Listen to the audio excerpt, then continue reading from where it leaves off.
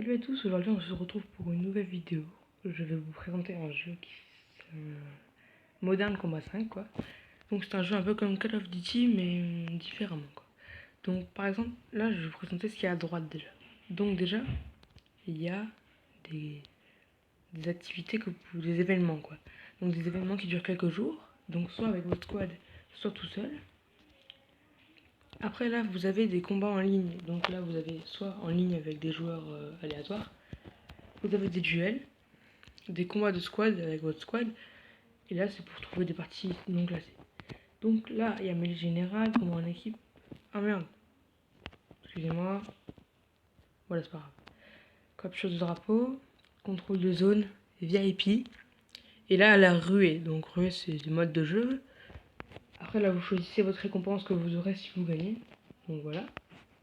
Après, pour ce qui est des armes, donc il y a plusieurs classes, comme dans Call of ou d'autres jeux comme ça. Alors la classe commando, c'est un fusil d'assaut. La classe grenadier, c'est un fusil à pompe. Après éclaireur, c'est une petite mitraillette légère. Sniper. Là, c'est un fusil d'assaut lourd. Donc voilà. Là, c'est chasseur de primes. Donc, chasseur de primes, pardon.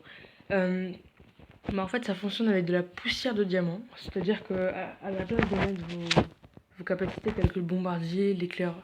Enfin, pas le bombardier. Ouais, bombardier ou l'avion de reconnaissance en partie multijoueur. Ben là, c'est dès que vous tuez quelqu'un, vous gagnez un peu de poussière de diamant. Et vous pouvez poser après. Donc voilà. Après là, c'est le sapeur, oui.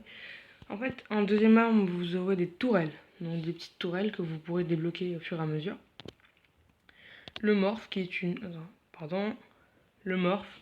Donc je l'ai acheté, mais 600 €. Mais ça fait cher quand même pour ce que c'est, parce que je trouve que c'est bof. Donc, parce que les armes elles sont pas super bien, à part les dernières. Mais vraiment, ça coûte cher. Donc voilà. Je vous déconseille de l'acheter. Moi, ce que je vous conseille, c'est le chasseur de primes et le sapeur. C'est les deux meilleurs.